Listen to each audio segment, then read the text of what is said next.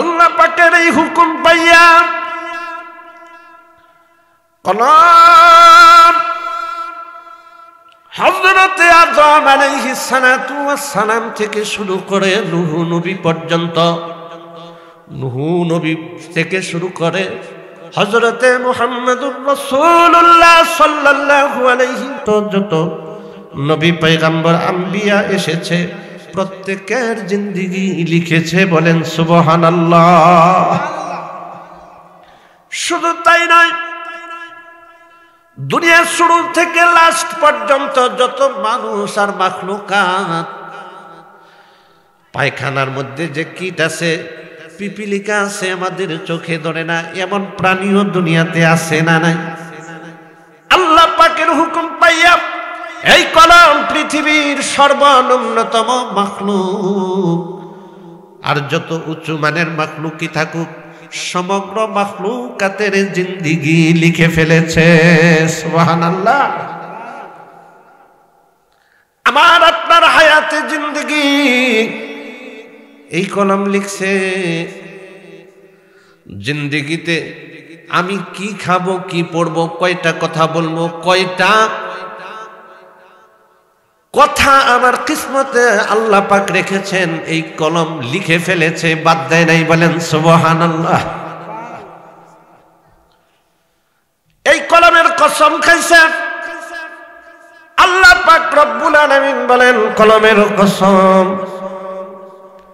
আর এই কলমের লেখাগুলা এত দামি, দুনিয়ার এই লেখাগুলা শেষ হয়ে যাবে। এই লেখাগুলা একসময় কি হয়ে যাবে?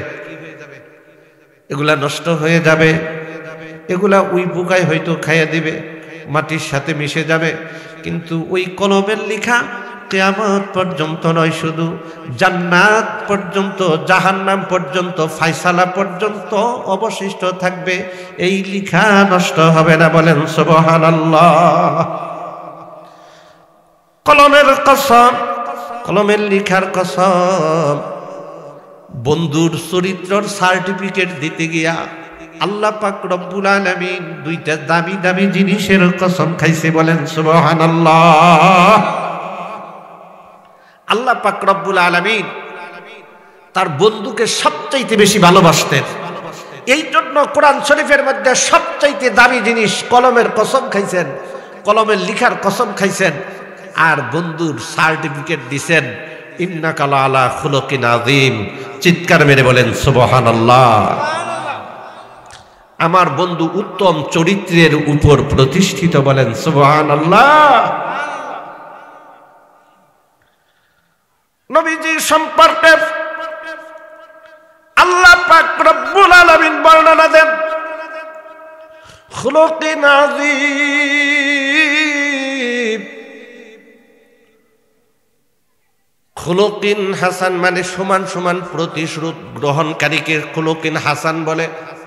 এটা শরীয়তের বিধানে জায়েজ আছে। খুলুকিন হাসান, আপনাকে যেই পরিমাণ আঘাত করেছে ওই পরিমাণ আঘাত করা শরীয়তের বিধানে এটা বৈধ এবং জায়েজ। সুবহানাল্লাহ বলেন। খুলুকিন কারীম, ব্যথা পাবার পর যেই ব্যক্তি সবুর করতে পারে, ধৈর্য ধারণ করতে পারে না, আমার সঙ্গে অসৎ আচরণ করেছে, কুকুর কামড় দিয়েছে পায়, তাই বলি কি কুকুরের পায়ে কামড় দেওয়া শোভা পায় না? আমি সবুর করব, ধৈর্য ধারণ করব, এই ব্যক্তিকে বলা হয় খুলুকিন কারীম। চিৎকার মেরে বলেন সুবহানাল্লাহ। এই স্বভাব আল্লাহ পাক রব্বুল আলামিন সাহাবীদের একজনের মধ্যে দিয়েছিলেন। তিনি ছিলেন হযরতে আবু বকর সিদ্দিক রাদিয়াল্লাহু তাআলা আনহু। তিনি বরদাস্ত করেছেন, সবুর করেছেন, কষ্ট পাবার পর প্রতিশোধ নেন নাই, বলেন সুবহানাল্লাহ। তাহলে এক নম্বরে গেল কি গুণ? আঘাত পাবার পর যেই পরিমাণ আঘাত পাইছে মুসলমান ভাইকে ঠিক ওই পরিমাণ আঘাত দিছে। এটা জায়েজ আছে, বৈধ, এটা অবৈধ না, এটা ইসলামী ল। সুবহানাল্লাহ বলেন। অতিরিক্ত করা যাবে না। কিন্তু শক্তি থাকলে বর্তমান যুগে কম করে না বেশি করে? ঘুষি একটা দিলে কি একটাই দেয়, ওই সমানই দেয়, না পারলে আরো জোরে দেয়, আরো বেশি দেয়? কথা বলেন, কথা বলতে হবে। আমাদের বর্তমান অবস্থা প্রেক্ষাপট নিয়ে আমি একটু কথা বলি। বলেন, প্রতিশোধ গ্রহণ করতে গিয়ে সমান সমান করে না অতিরিক্ত করে? এটা সীমা লঙ্ঘনকারী। আবু বকর সবুর করেছেন, ধৈর্য ধরেছেন, এই ব্যক্তিকে বলা হয় খুলুকিন কারীম। বিশ্ব নবীকে বলা হয় খুলুকিন আযীম। সুবহানাল্লাহ। তাহলে খুলুকিন আযীম তার নকশাটা কেমন? জি জি, ঠিক আছে। তাহলে তার নকশাটা কেমন, সুরাতটা কেমন, সুন্দর করে মন দিয়া কান দিয়া শুনলে পরে হৃদয়ঙ্গম হবে। মনোযোগ আছে সবার? সবাই বলেন মনোযোগ আছে এইদিকে? বিশ্ব নবী কেমন চরিত্রবান! নবীজি সাজদায় চলে গেছে, কাফের মুশরিকরা তার মাথার উপর উটের মরা ভুঁড়ি চাপাইয়া দিস। সাজদারত অবস্থায় নবীজি যখন মাথা উঠাইতে পারে না, হারে মরা উটের বড় ভুঁড়ি নিয়ে নবীজির মাথার উপর চাপাই দিছে। নবীজি মাথা তুলতে অক্ষম, মাথা তুলতে পারে না। বিশ্ব নবী সাপের মাথা যেমন মুসলাইয়া মুসলাইয়া গর্ত থেকে বেকরে পড়লে বের হয়, ঠিক অনুরূপ নবী আমার উটের এই বুড়ির নিচ থেকে মাথা তোলার জন্য চেষ্টা করতেছে। কত কষ্ট! বিশ্ব নবী কোন মতে মাথা বের করলেন, হারেম শরীফের চাদর ধরলেন, নবীজি মাথা তুইলা একটু দেখেন কেমন চরিত্র, কেমন স্বভাব, কেমন আখলাক। নবী আমার কাবার চাদর ধরে বলতেছেন, ওগো আল্লাহ,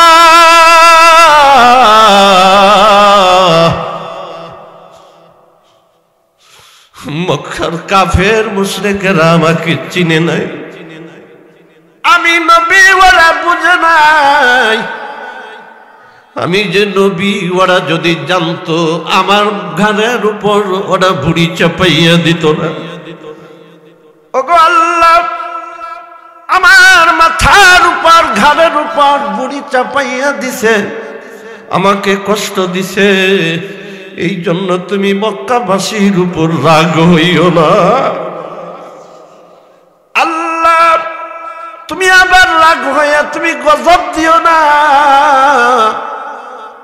আল্লাহ গো, আমাকে চিনতে পারে নাই, বুঝতে পারে নাই, তুমি ওদেরকে মাফ করে দাও। ও মিয়া, সরাসরি নির্যাতিত হবার পর মাথা মুসলাইয়া সাপের গর্তে থেকে যেমন বের করে, ঠিক ওরকম করে মুসলাইয়া বের করে বিশ্ব নবী ওই শত্রুর জন্য নেক দোয়া করে। বলেন সুবহানাল্লাহ। এটা ছিল নবীর আখলাক। বর্তমান যুগে মসজিদে যাইয়া শত্রুর জন্য দোয়া করার আখলাক, চরিত্র আমাদের সমাজে কথা বলেন আছে? সবাই বলে না আছে? আমরা নবীজির উম্মত হিসাবে মহব্বত করি, এই দাবি নিয়ে সবাই দাবি করি। কথা বলেন ঠিক কিনা? কিন্তু এই চরিত্র আমাদের মধ্যে নাই। ঠিক অনুরূপ নবীর আখলাকটা এমন একটা আখলাক, উহুদের ময়দানে নবীজি যখন অজ্ঞান হয়ে আসছে, রক্তে রঞ্জিত হয়ে নবীজি যখন কাত হয়ে পড়ে রইছে, জিবরিল আমিন এসে মাথায় হাত বুলাইতেছে, ওগো আল্লাহর নবী, আপনার এই করুণ দশা আল্লাহ আমাকে পাঠাইছে, আপনি বলুন। দুই দিক থেকে দুইটা পাহাড় চাপা দিয়ে আমি মাঝখানের সমস্ত ময়দানটাকে নিষ্পেষিত করে দেই। চোখ মেলে তাকাইয়া নবী আমার বলেন, না রে জিবরিল, এদেরকে যদি তুমি ধ্বংস করো আমি কার কাছে কালিমার দাওয়াত দিব? বলেন সুবহানাল্লাহ। আসমানের দিকে তাকাইয়াও সেই দিন বলছিলেন, গো আল্লাহ, তায়েফবাসী আমাকে চিনে নাই, আমি নবী, তারা বুঝে নাই। যদি জানতো আমাকে ওরা কষ্ট দিত না, আমাকে কষ্ট দিছে, এই জন্য তুমি রাগ হইও না, তায়েফের ময়দানে তুমি গজব দিও না। বলেন সুবহানাল্লাহ। ওই আখলাক আমাদের মধ্যে আনতে হবে, কথা বলেন ঠিক কিনা? এই জন্য কালামে পাকে আল্লাহ পাক রব্বুল আলামিন বলেন, বান্দা আমাকে পেতে চাও নাকি? আমাকে যদি পেতে চাও, কুল ইন কুনতুম তুহিব্বুনাল্লাহ, আমাকে যদি মহব্বত করতে চাও, আমাকে যদি ভালোবাসতে চাও, ফাত্তাবিউনি, তুমি আমার নবীকে মহব্বত করো, আমার নবীকে ভালোবাসো। চিৎকার মেরে বলেন সুবহানাল্লাহ। আমার নবীকে যদি তুমি ভালোবাসো, আমার নবীকে যদি তুমি মহব্বত করতে পারো, ইউহিব্বুকুমুল্লাহ, আমি আল্লাহ তোমাকে ভালোবাসবো। বলেন সুবহানাল্লাহ। তোমাকে শুধু ভালোবাসবো না, এক নম্বরে ওয়াগফির লাকুম, আমি তোমার জিন্দেগীর সব গুনাহ মাফ করে দিব। চিৎকার মেরে বলেন সুবহানাল্লাহ। ওয়াগফির লাকুম যুনুবাকুম, আল্লাহ পাক রব্বুল আলামিন বলেন তোমাকে এক নম্বরেই কি করে দিব? কথা বলেন, কি করে দিব? মাফ করে দিব। যেই মাফের জন্য আমরা ধারে ধারে ঘুরি। মোহব্বত কেমনে করতে হবে? মোহব্বত করার কেমন ধরন? বয়স লাগে না, সম্পদও লাগে না, ধনও লাগে না, সুন্দর একটা ইখলাসের সাথে আল্লাহকে হাজির নাজির জেনে পূর্ণ ইয়াকিনের সাথে আল্লাহর ক্ষমতাকে প্রাধান্য দিয়ে ওই সময়ে মনে বলেছিলেন, আল্লাহ গো তুমি তো মহাশক্তিশালী। বলেন সুবহানাল্লাহ। আল্লাযী খলাকাল মাউতা ওয়াল হায়াতা লিয়াবলুয়াকুম আইয়ুকুম আহসানু আমালা। বাঁচানে ওয়ালা কে? আরো জোরে বলতে হবে, বাঁচানে ওয়ালা কে? মারনে ওয়ালা কে? কুলিল্লাহুম্মা মালিকাল মুলকি তু'তিল মুলকা মিম্মান তাশা ওয়া তানজিউল মুলকা মিম্মান তাশা ওয়া তুইজ্জু মান তাশা ওয়া তুযিল্লু মান তাশা বিয়াদিকাল খায়র ইন্নাকা লাআলা কুল্লি শাইইন কাদির।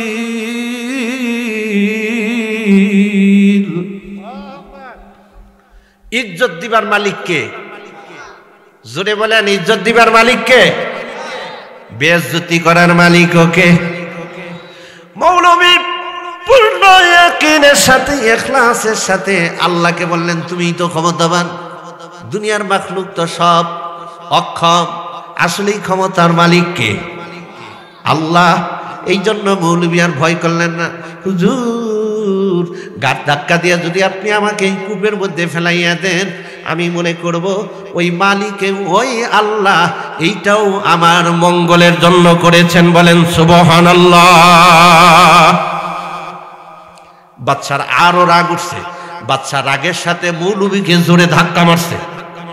মৌলবীকে জোরে কি মারছে? ধাক্কা মারছে। মৌলবী বেচারা কূপের মধ্যে পড়ে গেছে। আল্লাহ পাক রব্বুল আলামিন আসমানে সব কিছু দেখতেছেন। কথা বলেন ঠিক কিনা? আল্লাহ যদি হেফাজত করে সময়ও লাগে না, টাইমও লাগে না। কথা বলেন ঠিক কিনা? আল্লাহ পাক রব্বুল আলামিন বলেন, জিবরিল মৌতের এত সন্নিকটে দাঁড়াইয়া যেই বান্দা আমি আল্লাহর উপরে এতটুকু ইয়াকিন রাখতে পারে, ইখলাস রাখতে পারে, আমি আমার ওই বান্দাকে কোনো গজব দিয়ে মারতে পারি না। বলেন সুবহানাল্লাহ। রে জিবরিল আমার ওই বান্দাকে হেফাজত কর, আমার বান্দা জানি ভয় না পায়, আমার বান্দাকে কুলে তুলে নি, আমার বান্দাকে জান্নাতি পাথরের মধ্যে বসাইয়া দে। বলেন সুবহানাল্লাহ। আল্লাহর এই ক্ষমতা আছে না নাই? বাদশা এইবার 3000 মানুষ নিয়ে বাদশার দিলের আশা পুরা করে বাড়ি ফিরতেছিলেন। এমত অবস্থায় 5000-এর একটা বাহিনী আসতেছে মিছিল করতে করতে। পাইছি রে ভাই, পাইছি। কি পাইছো? এইবার বাদশার সামনে এসে বলে, হুজুর আমাদের দেশে অনেক দিন যাবত বৃষ্টি হয় না। কি হয় না? সবাই বলেন কি হয় না? অনেক দিন যাবত বৃষ্টি হয় না। আমরা আপনার মতো একজন নাদুস নুদুস পিন্ডাওয়ালা মানুষ খুঁজতেছি যে কেন? আমাদের ঠাকুর মশাই বলছে আল্লাহ ভগবান নারাজ হয়েছে, এই জন্য বৃষ্টি হয় না। একটা মানুষ বলি দিয়া যদি আমার ভগবানের মাথায় এরকম ওই বলির ওই কাল্লা দেওয়া যায়, ওই রক্ত ঢালা যায়, ভগবানকে যদি খুশি করা যায়, আর ভগবান যদি খুশি হয়ে যায় তাহলে জমিনে বৃষ্টি হইতে পারে। আমাদের ঠাকুর মশাইয়ের কথা অনুযায়ী আমরা আপনার মতো একজন মানুষ খুঁজতেছি। আহারে রাজা মানুষ, ছায়ায় ছায়ায় থাকছে, ভালো ভালো খাবার খাইছে, সুন্দর চেহারা, সুঠাম দেহের অধিকারী, খুব সুশ্রী চেহারা, মানুষেরা দেখে পছন্দ করছে, হ্যাঁ এই লোকটারই দরকার। এইবার ওই যে চামচাগুলা রাজদরবারে বলছিলেন রাজার আঙ্গুল না কাইটা যদি আমার হাত কাইটা যাইতো। রাজার গলা কাটার সময় এইবারে ভাগতেছে 5 থেকে, কারণ দেখে এরা 5000 আমরা 3000, এরা কয় হাজার? 5000 আমরা 3000। হাইরে পারা যাবে না, এখানে যুদ্ধ বিগ্রহ শুরু হবে। এখন ভাগি, কেউ সালাম দিয়াও যায়, কেউ আবার সালাম ছাড়াই যায়। এইবার পাশ উপাস তাকাইয়া দেখে একটা মানুষও নাই, সব চলে গেছে, সব বিদায়। এইবার রাজা চিন্তা করতে চাই, আফসুস রাজদরবারে আঙ্গুলের মাথা কাটছিল, কত মানুষ না আমার পক্ষে এমন এমন কুরবানি করলো যে গলাটাই না দিয়া দিবে, কিন্তু আমার গলা কাটার সময় তো দেখি কেউ নাই। আসলে এরা ব্যক্তি 2 নাম্বার। কথা বলেন ঠিক কিনা? এরা সকলেই চালবাজ, এরা ধোকাবাজ। সমাজের মধ্যেও এমন ভিন্ন জাতীয় কিছু মানুষ আছে, বড় মাপের মানুষের সামনে যাইয়া বড় বড় আশ্বাস দেখায়, হুজুর আপনার জন্য আমি বাঁচি না, রাত্রে ঘুমাই না, সারাদিন ভোট চাইছি, সারা রাত ভোট চাইছি, হুজুর নির্বাচনের আখ্যান পর্যন্ত 8 দিন আপনার জন্য ঘুমাই নাই। আছে না নাই? ঘুমাই নাই, একবারে কাম সাইরা ফেলাইছি। এমন গল্প করে কি করে না? অথচ যদি 2-4 টাকা মার দিতে পারে ছাড়ে না। বিড়ি দিবার কইছে, সিগারেট দিবার কইছে, চা খাওয়াবার কইছে, 10,000 টাকা আপনার বান্ডিল দিছে, 2,000 টাকা খরচ করে বেশি হয়ে গেছে, খরচ তো 15,000-এর উপরে হয়ে গেছে। এই জাতের মানুষ আছে না নাই? কথা বলেন আছে না নাই? এই চরিত্রের মানুষ যতদিন পর্যন্ত আমাদের সমাজে থাকবে ততদিন পর্যন্ত শান্তির আশা করা যাবে না। ঠিক অনুরূপ ওই রাজা কেউ যারা বলছিলেন আঙ্গুল কাটার সময় বলছিলেন আমার যদি হাত কাইটা যাইতো, আর রাজার আঙ্গুলটা যদি অক্ষত থাকতো কতই না ভালো হইতো। আসলে কল্লা কাটার সময় একটাও খুঁজে পায় নাই। এইবার ধইরা নিয়ে গেছে ঠাকুরের কাছে। কার কাছে ধইরা নিয়ে গেছে? ঠাকুরের কাছে ধইরা নিয়ে গেছে। মনে রাখতে হবে ওই যে সাত রাদিয়াল্লাহু তাআলা আনহু বিশ্ব নবীর সামনে দাঁড়ায় বলতেছে, ওগো নবী বলুন, আমি আপনার একটা হুকুম মেনে আমি প্রমাণ করে দিয়ে যেতে চাই যে নবীজির একটা হুকুম আমি মানছি, আল্লাহর দরবারে বলতে চাই। বলেন সুবহানাল্লাহ। মনে আছে নাকি? মনে আছে নাকি? বিশ্ব নবী চিন্তা করলেন, এটা ছোট্ট মাসুম বাচ্চা আমার সামনে দাঁড়াই আমাকে পাম মারতেছে নাকি? নবীজি তো ছিলেন মহাবৈজ্ঞানিক, একটা ইন্টারভিউ নিব। কি নিব? ইন্টারভিউ নিব। আমাকে খুশি করার জন্য সে পাম মারতেছে নাকি? ঠিক অনুরূপ রাজ দরবারে রাজার যারা পান মারছে জঙ্গলের ভিতরে আইসা সবাই ভাগছে। কথা বলেন ঠিক কি না? জঙ্গলে আইসা সবাই ভাগছে। এক পর্যায়ে ঠাকুর মশাই সামনে নিয়ে গেছে। ঠাকুর মশাইয়ের সামনে নিয়ে যায় যখন হাজির করছে, ঠাকুর মশাই রাজাকে দেখা খুশি হয়ে গেছে। হ্যাঁ, এমন মানুষ তো চাই, এমন মানুষই তো আমার ভগবান পছন্দ করবে। এক পর্যায়ে ঠাকুর জল্লাদকে ডাক দিছে, জল্লাদ আয়। সুন্দর একটা ব্যবস্থা হয়ে গেছে। জল্লাদ এবার এত বড় একটা রামদানি আসছে, সাদা ফুরফুরা একটা রামদানি আসছে, কাল্লা কাঠ বলি দিব। এইবার বলি দিবার জন্য রাজার সামনে এই দাটা গুড়ায়, কি গুড়ায়? দাটা ঘুরাইতেছে। এইবার মৌলবী, এইবার এই রাজার আত্মায় পানি আছে নাকি?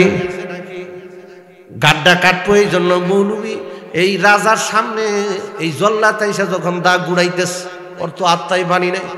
মানুষ যখন কঠিন মুসিবতে পড়ে যায় ওই সময় কিন্তু আসলেই আল্লাহর কথা মনে পড়ে যায়। কথা বলেন ঠিক কি না? আর কোন সময় যদি মানুষ আল্লাহকে না ডাকে, দেখবেন নৌকা ডুবি অবস্থা, ওই সময় কিন্তু তখন আল্লাহর নাম নেয়। তুফান শুরু হয়ে গেছে, ভীষণ তুফান, জীবনেও আল্লাহর নাম নেয় না, ওই সময় আজান দিতেছে। কথা বলেন ঠিক কি না?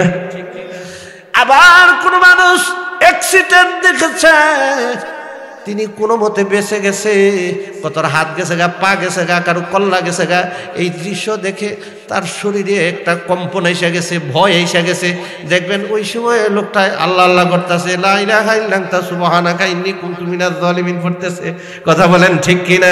ঠিক অনুরূপ রাজার সামনে জল্লাদ যখন এই দা গুড়াইতেছে, মৌতের একবারে কাছাকাছি সময় যখন হয়ে গেছে, ওই সময় চক্ষু বন্ধ করে আল্লাহর দরবারে তাওবাতুন নাসুহা করছে।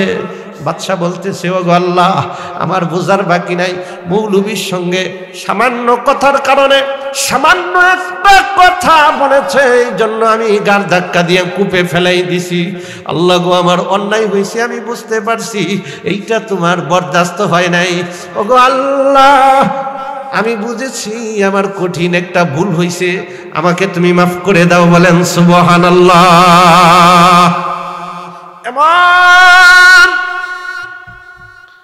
খালিস দিলে যত বড় অন্যায়কারী হোক, আল্লাহর কাছে যদি কোনো বান্দা মাফ চাইতে পারে, আল্লাহ তাআলা বলেন, লা তাকনাতু মির রাহমাতিল্লাহ ইন্নাল্লাহা ইয়াগফিরুয যুনুবা জামিআ ইন্নাহু হুয়াল গফুরুর রহিম।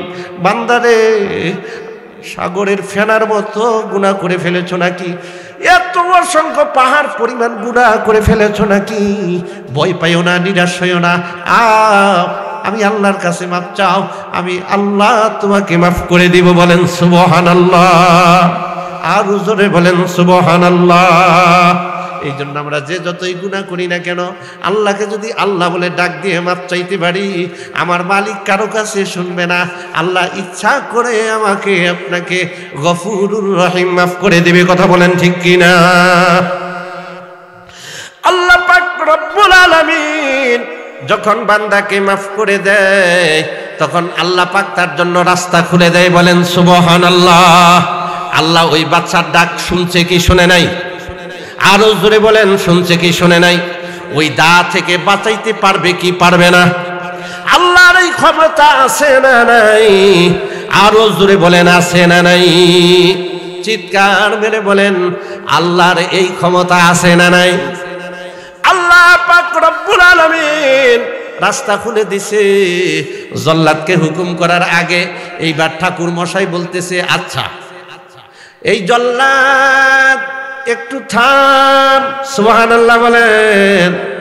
আল্লাহ যদি জান বাঁচায়, দেখেন কেমনে বাঁচায়। জল্লাদ একটু থাম, একটু অপেক্ষা কর, দেখি আমার ভগবানের নামে যেটা দিব এইটা একটু হাতাই উতাই দেখা দেই। সুবহানাল্লাহ বলেন। দেখবেন কুরবানি মাঠে কিছু কিছু মানুষ কুরবানি দেওয়ার আগে ওই পশুটাকে সুন্দর করে আগে হাতাই উতাই দেখে, আছে না নাই? দেখে না? একটু হাতানি দিয়ে দেয়। ঠিক অনুরূপ ঠাকুর বলতেছেন জাল্লাদ একটু অপেক্ষা কর। এতটুকু কথা বলা মাত্র লক্ষ্য করে দেখলেন পঙ্গপালের মতো বাবার কল্যাণের জন্য দৌড়াইতেছে। আহারে, নবীর কত বড় আশিক হইলে নবীর হুকুম মান্য করার জন্য নিজের বাবার কল্যাণের জন্য দৌড়াইতে পারে। নবীজি বললেন, খামুশ, সাতা দাঁড়া, এক কদম আগামী না। সাতা, আমি তো বাবা পুত্রের সম্পর্ক গড়ে দিবার জন্য দুনিয়াতে এসেছি। চিৎকার মেরে বলেন সুবহানাল্লাহ। ওমা আরসালনাকা ইল্লা রাহমাতাল লিল আলামিন। আমি সমস্ত বাবাদের জন্য রহমত, সন্তানের জন্য রহমত, কাফেরের জন্য আল্লাহর নবী রহমত। চিৎকার মেরে বলেন সুবহানাল্লাহ। কুকুরের জন্য তিনি রহমত, নাপাক বস্তু শুকর তার জন্য তিনি রহমত। বাবার কল্যাণিবার জন্য দুনিয়াতে নবী আগমন ঘটায় নাই, বাবার সঙ্গে গভীর সম্পর্ক স্থাপন করার জন্য দুনিয়াতে নবী আসতে। কথা বলেন ঠিক কিনা? দাঁড়া, এক কদম আগাবি না, অপেক্ষা কর, একটু দাঁড়া। সাতা দাঁড়াইছে, আয় আমার বুকে আয়। বিশ্ব নবী জড়ায়া ধরলেন, বিশ্ব নবী সাতাকে জড়িয়ে ধরে কাঁদলেন। রে সাতা, তুমি এত অল্প বয়সে তুমি আমাকে এত মহব্বত করে ফেলেছো। বলেন সুবহানাল্লাহ। রে সাতা, তুমি ছোট্ট মানুষ, তোমার দিলের ভিতরে আমি নবীর এত মহব্বত আমি নবী জানি না। বাবা আও আমার কাছে আও। বাড়ার হাতে সন্তান দিয়া বললেন, বাড়া, তোমার সন্তান সাতা, তোমার সন্তান ঠিক আজ থেকে আমার কলিজার একটা অংশ। বলেন সুবহানাল্লাহ। ও আমার যে মহব্বত দেখাইছে আমার কলিজার ভিতরে ও ঢুকে পড়েছে। সাতা আমার খুব আদরের, আমার খুব ভালোবাসার। সাতার কিছু হইলে সাথে সাথে আমাকে জানাবা। চিৎকার মেরে বলেন সুবহানাল্লাহ। সাতার যদি কিছু হয় সাথে সাথে আমাকে জানাবা। কত মহব্বত, কত ভালোবাসা। সাতার রোগ হইল, অসুখ হইল, বিশ্ব নবীকে জানাইলে নবীজি নিজ পায়ে হেঁটে সাতার বাড়িতে আসছে। সুবহানাল্লাহ। বাড়ার বাড়িতে আইসা দেখলেন মুমূর্ষ অবস্থায় শুয়ে আছেন। বিশ্ব নবী কেমন যেন বুঝতে পেরেছেন বেশি সময় বাকি নাই। ওসিয়ত করে গেলেন, বাড়া, তোমার এই সন্তান যদি দুনিয়া থেকে বিদায় হয়ে যায়, সাবধান, আমাকে জানাবা, আমি তোমার এই সন্তানের জানাজা দেব। চিৎকার মেরে বলেন সুবহানাল্লাহ। তোমার সন্তান যদি ইন্তেকাল করে আমি তোমার সন্তানরে কবরে নামাবো। আমি তোমার সন্তানরে নিজ হাতে কবরে নামাইয়া আমার সাতাকে আমি আমার মালিকের, আমার রবের হাতে তুলে দিব। আমার সাতাকে যেন আল্লাহ কষ্ট দেয় না। সুবহানাল্লাহ। নবীজি এতটুকু ওসিয়ত করলেন। নবীকে কেমনে মহব্বত করা লাগে, কেমনে ভালোবাসা লাগে, গভীর মনোযোগ দিয়ে একটু শুনুন। 8 থেকে 9 বছরকার শিশু কেমন ভালোবেসেছিলেন। কিছুদিন পর বিশ্ব নবী বারা রাদিয়াল্লাহু তাআলা আনহুর বাড়ির পাশ দিয়ে যখন যাইতেছিলেন, দেখতে পেলেন নতুন একটা কবর দেখা যায়। কি দেখা যায়? কবর দেখা যায়। সাহাবীদের জিগাইলেন, সাহাবীরা, কার কবর? সাহাবীরা বলেন, হুজুর, এইটা সাতার কবর। বারা রাদিয়াল্লাহু তাআলা আনহুর সন্তান সাতা ইন্তেকাল করছে, তার কবর। বিশ্বনবী মনে কষ্ট পাইলেন। কি ব্যাপার? বারবার আমি বারাকে ওসিয়ত করেছি, সাবধান, তোমার সন্তান ইন্তেকাল করলে আমাকে জানাবা, আমি জানাজা দেব। আমার ওসিয়ত এত তাড়াতাড়ি ভুলে যাবার কথা না। কথা বলেন ঠিক কিনা? কি ব্যাপার? বারাকে ডাকো। বিশ্ব নবী বারাকে বলতেছেন, রে বারা, আমার ওসিয়তের কথা কি তুমি ভুলে গেছো নাকি? রে বাবা, তোমার সন্তান ইন্তেকাল করছে, কেন বলো নাই? বাড়া নিজ দিকে মাথা দিয়ে গুমড়ে গুমড়ে কান্দে, বাড়ার চোখ থেকে দর দর করে পানি নেমে এসেছে। কি ব্যাপার? আমার ওসিয়তের কথা এত তাড়াতাড়ি তো বলার কথা না। বাবা, তোমার এত বড় সাহস কেমনে হয়? এত বড় সাহস কেমনে পেলা? কেন আমাকে জানাইলা না? বাবা বলতেছেন, হুজুর আমার ওসিয়তের কথা মনে আছে, এখনো আমি ভুলি নাই। হুজুর, যখন আমার এই সন্তান মৃত্যু সজ্জায়, আমার এই সন্তান যখন মৃত্যু সজ্জায় শায়িত, আমার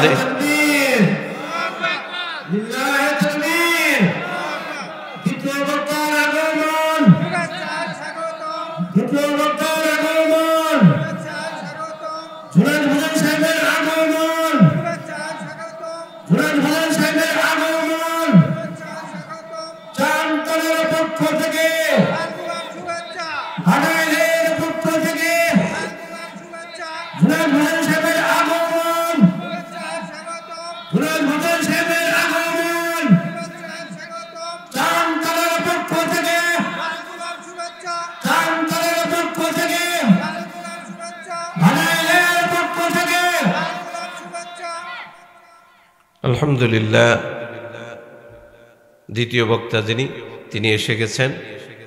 আপনারা যে যেখানে যে অবস্থায় বসে আছেন, মেহেরবানি করে এই যে ফাঁকা মাঝখানে যে এই যে ফাঁকা যে জায়গাটা, দিনী মজলিসের মজমার একটা আদব হচ্ছে গায়ে গা লাগাইয়া বসা।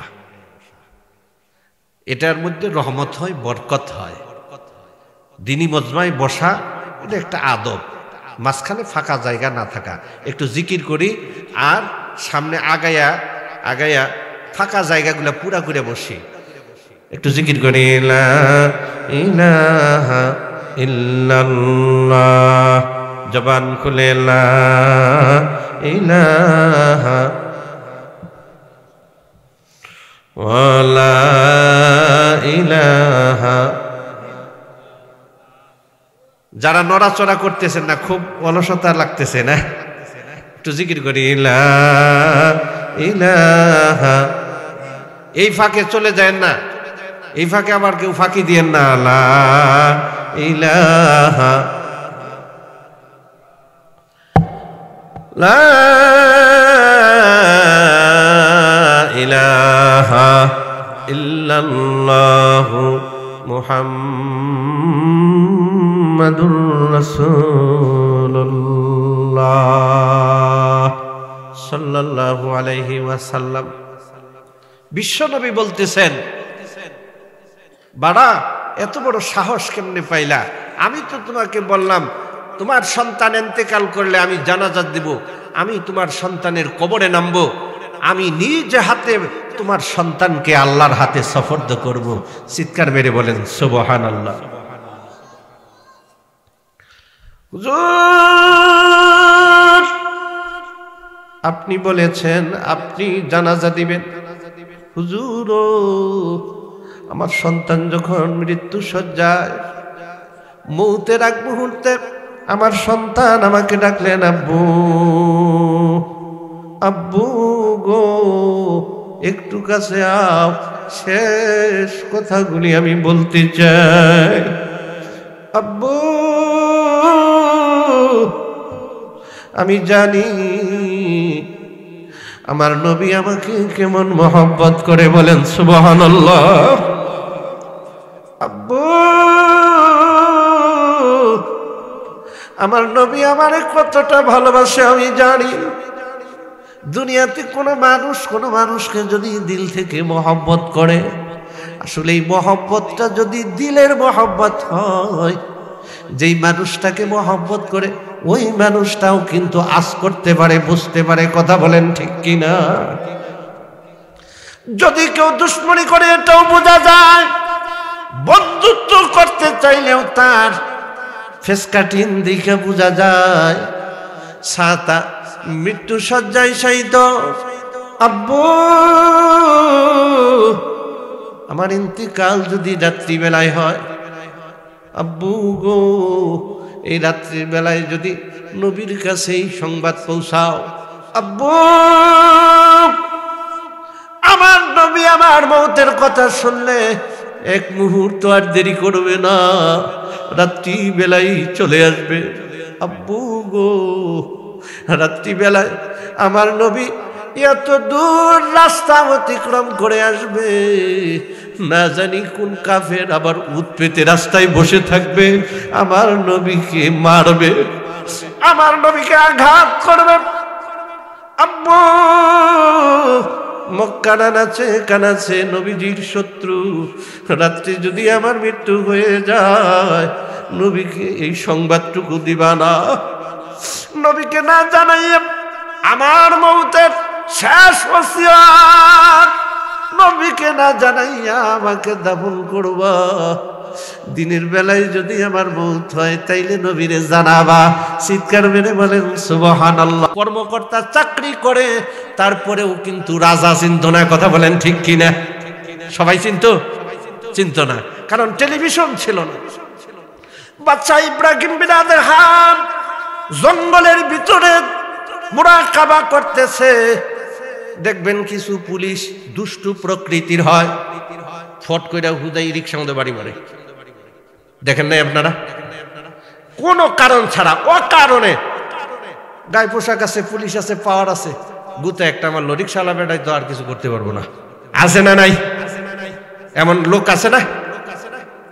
দুষ্ট প্রকৃতির এমন স্বভাবের কিছু পুলিশ আছে, সুযোগ পাইছে তো গুতা মারছে। ঠিক অনুরূপ বাদশা ইব্রাহিম বিন আদহামের পিছন দিক থেকে যায়া এক দারোগা জঙ্গলে ঘুরতে গেছে, দেখে যে এক বেড়া বইরিস পিছন দিক থেকে যায়া বাড়ি মারছে, কোনো কারণ ছাড়াই, অকারণে বাড়ি মারছে, অকারণে খুব জোরে একটা বাড়ি মারছে। কারে দিছে? কথা বলেন, কারে দিছে? বলকের বাদশা, স্ট্যান্ডিং রাজা, যিনি তিনার পিছনে যেয়া বাড়ি মারছে। কে? একটা দারোগা। দারোগা যখন পিছন দিক থেকে যায় বলকের বাদশা ইব্রাহিম বিন আদহামের পিঠে আঘাত করেছে, বলকের বাদশা এবার দুই হাত তুলছে, ও আল্লাহ এই মুহূর্তে আমার পিঠে যিনি আঘাত করলো, আল্লাহ তাকে তুমি মাফ করে দাও। সুবহানাল্লাহ বলেন। ও মিয়া, হিকমত কাকে বলে? লাঠিওয়ালা দারোগা তো কাঁপতেছে, কি ব্যাপার, এটা কি? বাড়ি দিলাম আমাকে প্রতি উত্তর করবে, আপাতত প্রতিশোধ নেবার ক্ষমতা নাও থাকলে মনটা খারাপ করবে, কথা বলেন ঠিক কিনা? এত দেখে উল্টা বাদশা ইব্রাহিম বিন আদহাম হাত তুলে বলতেছে, ওগো আল্লাহ এই মুহূর্তে যেই জালেম আমার পিঠে আঘাত করছে, আল্লাহ ওরে মাফ করে দাও, ওর মা বাবাকেও তুমি মাফ করে দাও। সুবহানাল্লাহ বলেন। আরো আশ্চর্য হয়ে গেলাম, আঘাত করলাম, আঘাতের ফলে ব্যক্তি আমার জন্য দোয়া করে, আমার মা বাবার জন্য দোয়া করে। এইবার বাদশা ইব্রাহিম বিন আদহাম বলতেছে, ওগো আল্লাহ সেই সঙ্গে আমি গুনাহগার, আমার জিন্দেগীর গুনাহ খাতা মাফ করে দাও। বলেন সুবহানাল্লাহ। দারোগা আশ্চর্য হয়ে গেলেন, হুজুর কি ব্যাপার, ভাই মুসাফির, চিনতে পারলাম না, কে আপনি, কি আপনার পরিচয়? বাদশা ইব্রাহিম বিন আদহাম ঘুরে দাঁড়াইলেন, ঘুরে দাঁড়াইয়া পরিচয় দিলেন, আমি ইব্রাহিম বিন আদহাম, বলকের বাদশা। এইবার বলেন, যিনি দারোগা তার খবর আছে না নাই? যখন বলছে আমি বলকের বাদশা ইব্রাহিম বিন আদহাম, দারোগার তো কাঁপন শুরু হয়ে গেছে। কোথায় ইব্রাহিম বিন আদহাম আর কোথায় আমি একটা দারোগা? হায় হায়, আমার 14 গোষ্ঠী নেমটা করে জেলে পচাইতে পারে, কথা বলেন ঠিক কিনা? রাজার একটা হুকুমে আমার মতো হাজার এসআই হাজার দারোগার কল্লা চলে যাইতে পারে। কথা বলেন ঠিক কিনা? কার গায়ে আঘাত করছে? থুইরালে কাঁপতেছে, থরথর করে। বাদশাহ ইব্রাহিমের সামনে দাঁড়াইয়া এই দারোগা কাঁপতেছে। তারপরেও কাতর সুরে বলতেছে, হুজুর ভুল হয়েছে, আমাকে মাফ করে দিন, আমি তো আপনাকে চিনতে পারি নাই। হুজুর আমি যদি আপনাকে চিনতাম আমি এত বড় ভুল করতাম না, এত বড় অন্যায় করতাম না। যে ঠিক আছে, আমি তোমারে মাফ করে দিছি। সুবহানাল্লাহ। বাদশা ইব্রাহিম বিন আদহাম বললেন, আমি তোমাকে মাফ করে দিছি।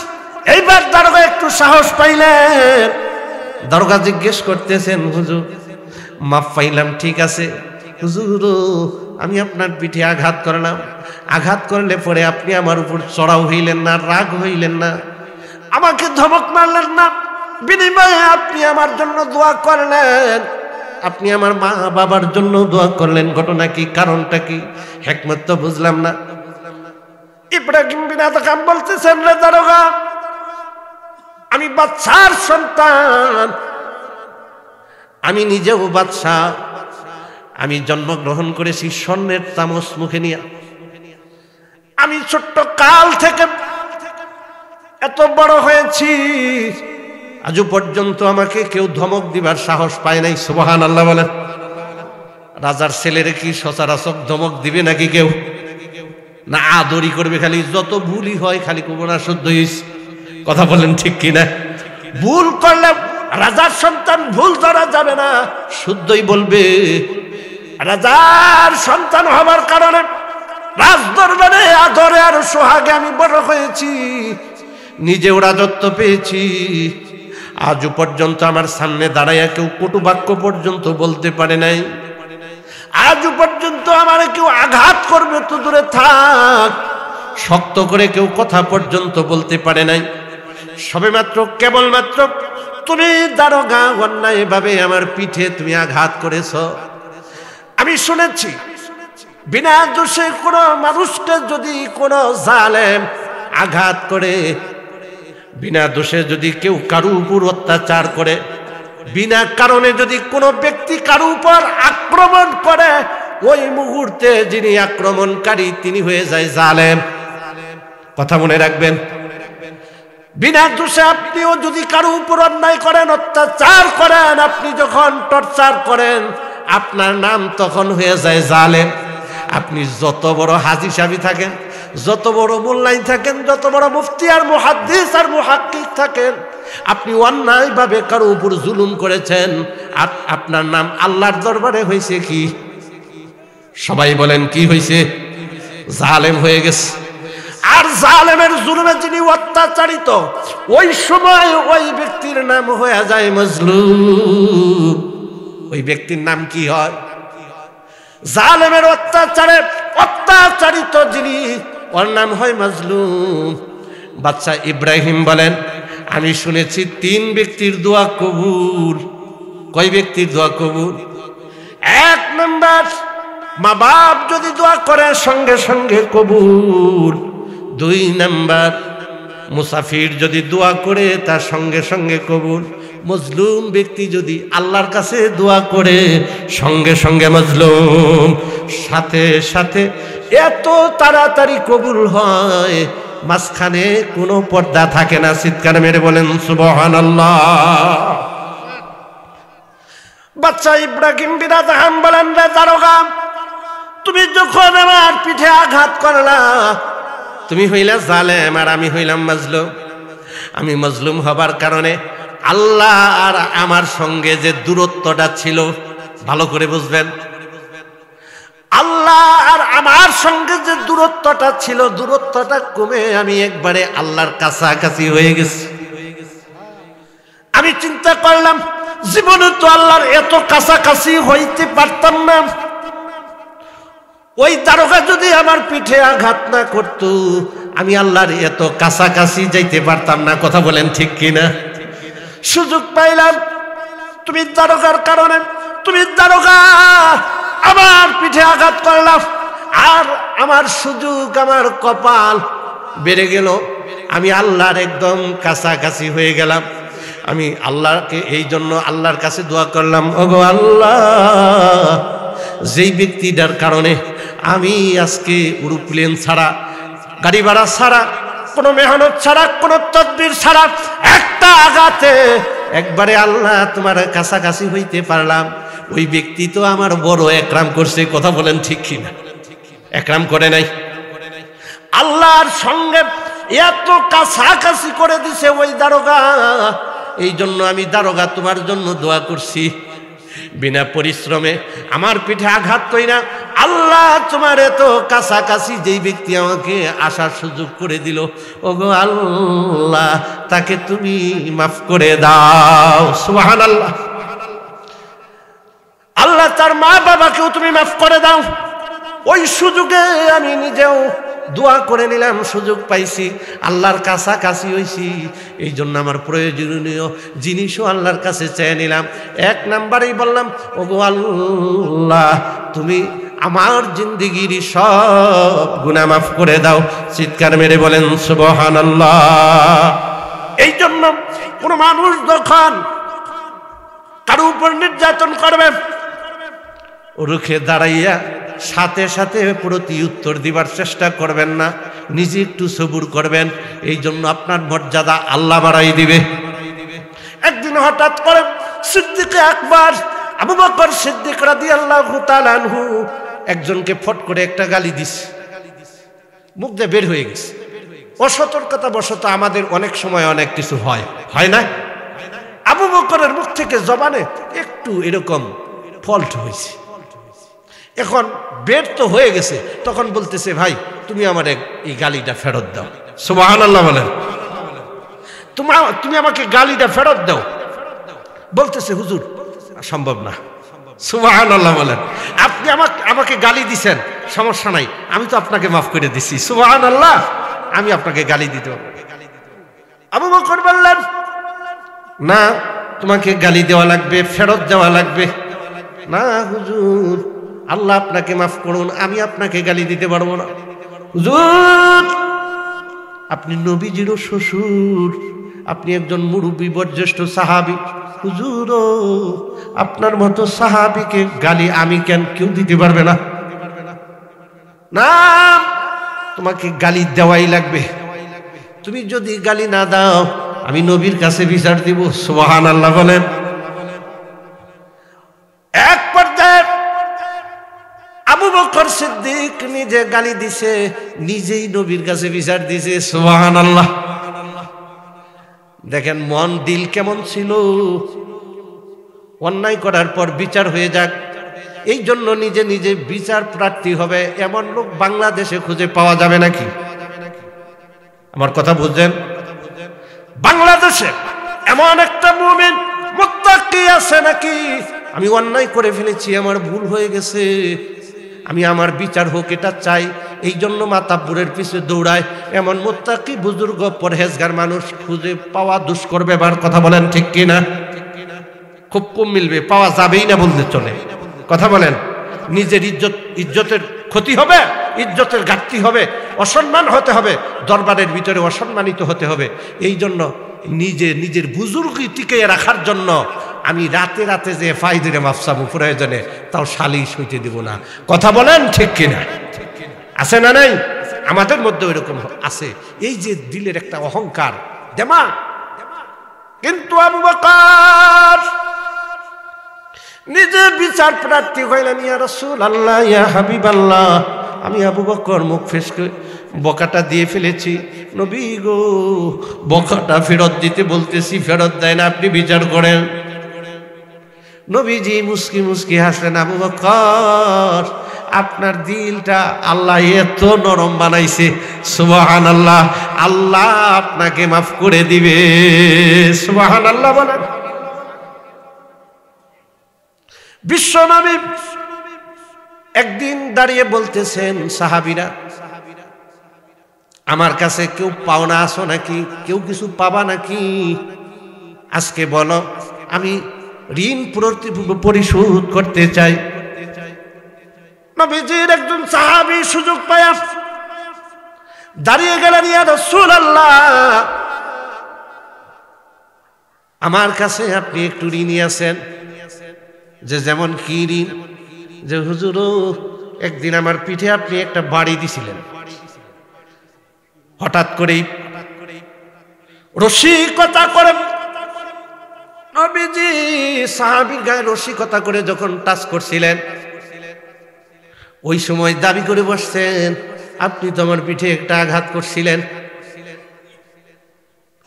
হুজুর আপনি আমার কাছে একটু ঋণী।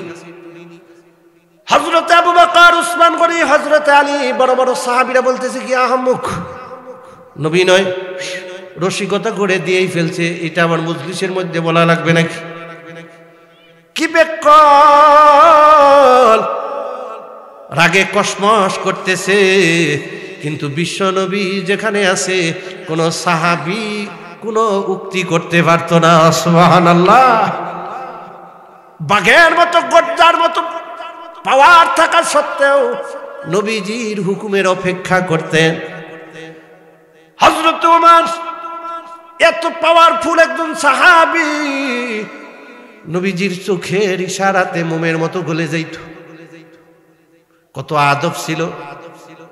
নবীজি যদি বলতো বাঘের মতো গর্জে উঠত, নবীজি চোখ দিয়ে একটু ইশারা করত, মোমের মতো গলে যাইত। সুবহানাল্লাহ। নবীজি বললেন সাহাবী লাঠি হাতে নাও, আমার পিঠে আঘাত করো, আমি ঋণ মুক্ত হয়ে মরতে চাই। নবী গো আপনি যখন আমাকে আঘাত করছিলেন ওই সময় আমার গায়ে কোনো কাপড় ছিল না, পাঞ্জাবি। এই সাহাবী খুব চালাকির সাথে মেরুদণ্ড হাড়ের নিম্নভাগে বাম পার্শ্বে নবুয়তি মোহরের মধ্যে চুম্বন করলেন আর চিৎকার মেরে গড়াগড়ি পাড়তেছেন। জমিনের মধ্যে যখন গড়াগড়ি পাড়তেছেন আর বলতেছেন ওগো আল্লাহর নবী, জীবনে আপনার নবুয়তি মোহর লাভ করার জন্য আমি আপনার সঙ্গে বেয়াদবি করছি। ওগো আল্লাহর নবী, ইয়া রাসূলুল্লাহ আমাকে আপনি মাফ করে দিন, আমার ভুল হয়ে গেছে। তার নবুয়তি মোহর লাভ করার জন্য আমি নবীর এই নবুয়তি মোহর পাবার জন্য আমি এতটুকু কায়দা করেছি, এই জন্য মাফ চাই।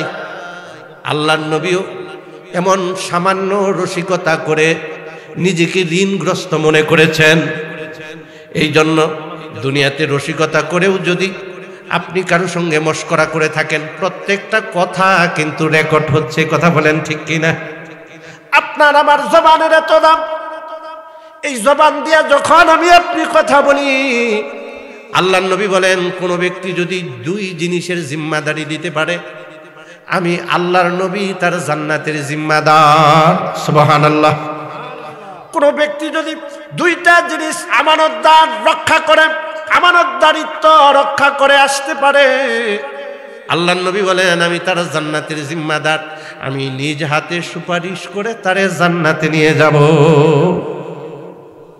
এক নাম্বার, খুব খেয়াল করে শুনবেন, এক নাম্বার দুই চোয়ালের মাঝখান, মানে দুই গালের মাঝখানে যেই বস্তু থাকে যার নাম জিহ্বা, এই জিহ্বা যদি সঠিক রাস্তায় ব্যবহার করতে পারে, কোন ব্যক্তি যদি লিসান, এই জিহ্বাটা যদি সঠিক রাস্তায় ব্যবহার করতে পারে, আল্লাহর নির্দেশ মোতাবেক যদি জিহ্বা পরিচালনা করতে পারে, আল্লাহর নবী বলেন আমি তার জান্নাতের জিম্মাদার। জিহ্বার কত দাম, জিহ্বার কত পাওয়ার। আমি আপনি বিবাহ বন্ধনে যারা আবদ্ধ হয়েছি, যেই মেয়েটার সঙ্গে আমার দেখা সাক্ষাৎ সম্পূর্ণ উঠা বসা হারাম ছিল, যেই মেয়েটা তিনটা কথা জবানে বলে হালাল করেছি, জিহ্বার কত দাম। তিনটা কথা বললে পরে যেই মেয়েটা আমার জন্য হারাম ছিল দেখা করা পর্যন্ত, তিনটা কথা করার কারণে ওই মেয়েটা আমার জন্য আল্লাহ পাক হালাল করে দিয়েছেন। জিহ্বার দাম আছে না নাই? আজকে বাড়ি যায় আবার তিনটা কথা বলবেন, বেশি না? তিনটা কথা বলবেন, আপনার স্ত্রী চিরদিনের জন্য ওই যে আগে যেমন দেখা সাক্ষাৎ হারাম ছিল ঠিক অনুরূপ হয়ে যাবে। কথা বলেন ঠিক কিনা? তাহলে জিহ্বার দাম আছে না নাই? সেদিন এক ব্যক্তি আসতে, হুজুর রাগ কইরা তালাক দিছে, এটা কি হবো? বুড়া হয়ে গেছে, যাই হোক, এটা বলা উচিত হইল না আমার, তারপরে তো রাগ কইরা তো দিয়া ফেলাইছি, বুড়া মানুষ আনতে কেমন হবো? আমি পরে বলছি যে ভাই, এই তালাক এটা কি ওই আয়োজন কইরা দাওয়াত আত্মীয় স্বজন জোড়াইয়া পোড়াইয়া গরু টরু জব কইরা এমন অনুষ্ঠান কইরা কেউ আনন্দের সহিত দেয় না, নাকি দেয়? আপনাদের দেশে গরু টরু জব কইরা আনন্দের সহিত দেয়? তো রাগ কইরেই দেয়। জবানের এত দাম, রসিকতা করেও যদি আপনি আপনার স্ত্রীকে তিনটা কথা বলে দেন, রাগ করে বলে দিলেও হবে, রসিকতা করে দিলেও হবে, হাসি মুখেও দিলেও হবে, বেজার হইয়া দিলেও হবে, জিহ্বার দাম আছে না নাই? আল্লাহর নবী বলেন, এই জিহ্বাটাকে সঠিক রাস্তায় যদি ব্যবহার করতে পারেন, জিহ্বাটা যদি আল্লাহর বিধান অনুযায়ী পরিচালনা করতে পারে, আল্লাহর নবী বলেন আমি তার জান্নাতের জিম্মাদার। 2 নাম্বার, 2 রানের মাঝখানে যৌনাঙ্গ, 2 রানের মাঝখানে যে যৌবন, এইটা যদি কেউ সঠিক রাস্তায় ব্যবহার করতে পারে, এই 2টা জিনিসই সবচাইতে গুরুত্বপূর্ণ জিনিস। এই 2টা জিনিসের কারণেই দুনিয়াতে এত গুনাহ সংগঠিত হয়, জিহ্বার কারণে। আর এই যৌবনের ক্ষুধা নিবারণের জন্য দুনিয়াতে যত রাজনীতি বলেন, গাড়ি বলেন, বাড়ি বলেন, আর যা কিছুই বলেন, রুচি নষ্ট হয়ে গেছে, যৌবন মিটে গেছে, এই ব্যক্তির মনে আর কিছুই ভাল লাগবে না। কথা বলেন ঠিক কিনা? যতদিন পর্যন্ত জিহ্বায় স্বাদ আছে, যৌবনের পাওয়ার আছে, বান্দা ততদিন পর্যন্ত দুনিয়ার জমিনে অনেক লালায়িত, অনেক কিছু হাসিল করতে চায়। কথা বলেন ঠিক কিনা? এই জন্য বিশ্বনবী বলেন, কোন ব্যক্তি যদি জিহ্বা যদি সঠিক রাস্তায় ব্যবহার করতে পারে, তার যৌবন যদি সঠিক রাস্তায় ব্যবহার করতে পারে, সীমা লঙ্ঘন না করে, ওই ব্যক্তি যদি দুনিয়া থেকে চিরবিদায় নিয়ে আসতে পারে, এই 2টা জিনিস ঠিক আছে, আমি নবীজি বেশক তাকে জান্নাতে নিয়ে ঢুকবো। বলেন সুবহানাল্লাহ। আজ থেকে নিয়ত করব, জিহ্বা দ্বারা যতক্ষণ পর্যন্ত আমার জিহ্বা খালি রাখবো, দেখবেন এই জিহ্বায় কটু বাক্য আসতে পারে কি পারে না? জিহ্বা আমি খালি রাখবো না। আল্লাহ আল্লাহ আল্লাহ, সুবহানাল্লাহ, আলহামদুলিল্লাহ, আল্লাহু আকবার, আমি জিকির করতে থাকবো। ফাযকুরুনি আযকুরুকুম ওয়াশকুরুলি ওয়ালা তাকফুরুন। আল্লাহ বলেন, বান্দা তুমি যতবার আমি আল্লাহকে স্মরণ করো, কোন বান্দা যদি একবার আল্লাহকে স্মরণ করে, আল্লাহ বলেন, বান্দা তোমার ডাকে আমি 70 বার জবাব দিয়ে থাকি। চিল্লানা বান্দা, কেমন মালিক পাইছিলাম, চিল্লানা। মালিক ঠোঁটের দিকে তাকাইয়া থাকে, আমার বান্দা বুঝি আমি আল্লাহকে ডাক দিব। আল্লাহ রেডি হইয়া সব সময় কান পাইতে থাকে। সেই জন্য মূসা নবী এক সময় বলছিলেন, ওগো আল্লাহ, তুমি ঘুমাও না কেন? ঘুম একটু আরামের একটা জিনিস, তুমি তো ঘুমাইলেও পারত। মূসা রে 2টা গ্লাস হাতে নিয়ে পানি নি। মূসা নবী গ্লাস হাতে নিয়ে পানি নিয়ে দাঁড়িয়ে আছে। জিব্রাইলকে বলছে, জিব্রাইল যা, মূসা নবী তো আমার হুকুমে অবহেলা করবে না, চোখ বড় বড় করে তাকিয়ে থাকবে যাতে হুকুম মানতে অসুবিধা না হয়। ওর চোখের মধ্যে ঘুমের একটু বাতাস দে। সুবহানাল্লাহ। রাত্রি গভীর হয়ে গেছে, মূসা নবী গ্লাস নিয়ে দাঁড়িয়ে আছে। জিব্রাইল আইসা চোখের মধ্যে একটু ঘুমের বাতাস দিয়ে দিছে। ঘুম দিবার মালিককে? সবাই বলেন ঘুম দিবার মালিককে? কতক মানুষ এসি রুমে শুয়ে ঘুমায় না, আবার কোন মানুষ পাথরের মতো বালিশ মাথায় দিয়ে ঘুমায়, কুড়ে ঘরের মধ্যে ঘুমায়, একটা ট্যাবলেটও লাগে না। কথা বলেন ঠিক কিনা? আর বেটা এসি রুমে শুয়ে এই পাশ পাশ করে, ট্যাবলেটও খাইছে, ঘুম হয় না। আসলে এই ঘুম তোমার মালিককে ঘুম দিয়া দিস। মুসা নবীর চোখের মধ্যে একটু তন্দ্রার ভাব এসে গেছে, হাতে দাঁড়ানো গ্লাস অবস্থায় পুরো ভেঙে গেছে। বলেন একটু জীবানি আসলে কি হাতে গ্লাস থাকবে? হ্যাঁ, সাথে সাথে পুরো ভেঙে গেছে। চমকে উঠছে, আল্লাহ না আমার গ্লাস হাতে নিয়ে দাঁড়িয়ে থাকতে বলছে। হ্যাঁ হ্যাঁ, আমার গ্লাস তো ভেঙে গেছে। মুসা কি ব্যাপার? আমি তো হাতে নিয়ে দাঁড়িয়ে থাকতে বলছি, ভাঙ্গা ফেলাই দিলা কেন? ভাঙলো কেন? জবাব নাই। আল্লাহ গো, ঘুমের বাপ আইসা গেছে, কখন যেন পড়ে গেছে বুঝি নাই। সুবহানাল্লাহ, ঘুমটা তো কেডা দিছে? আল্লাহই তো দিছে। মুসা সামান্য দুইটা গ্লাস ধরে রাখতে পারো নাই, একটু তন্দ্রা আসছে এই জন্য। মুসা এত বড় সাম্রাজ্য থুইয়া আমি আল্লাহ যদি ঘুমাই, আমার এই সাম্রাজ্য কে চালাবে? সুবহানাল্লাহ, দুইটা গ্লাসই তো ঠিক থাকে না। ড্রাইভার যদি একটু ঘুমায়, গাড়াল থেকে গুণগ্রাম পর্যন্ত ঘুমায়, বলেন গাড়ি থাকবে রাস্তায়? হ্যাঁ, ও মিয়া, সামান্য একটা গাড়ি চালক ঘুমাইতে পারে না, গাড়ি পরিচালনা করতেছে, ঘুমাসলে পরে রাস্তায় গাড়ি থাকবে না, গাড়ি খাদে চলে যাবে, মানুষের প্রাণনাশের ঘটনা ঘটবে। আমার আল্লাহ বলেন, মুসা রে, আমি এত বড় সাম্রাজ্য থুইয়া আমি যদি ঘুমাই, এই জায়গায় রাত্রি, আমেরিকায় এখন দিন। কথা বলেন ঠিক কিনা? কোন রাষ্ট্রে 3 ঘন্টার ব্যবধান। মুফাসসিরিন কারাম বলেন, বিশ্ব নবী যখন মেরাজে যান, আসমানে কোনো আওয়াজ পায় নাই, 24 ঘন্টা আজানের শব্দ পাওয়া যায়, একটা মিনিটও বাকি নাই, একটা মিনিটও বাকি নাই। বাংলাদেশেও দেখবেন আধা ঘন্টা পর্যন্ত প্রায় আজান হয়। এখান থেকে মাগরিবের আজান শুরু হয়েছে।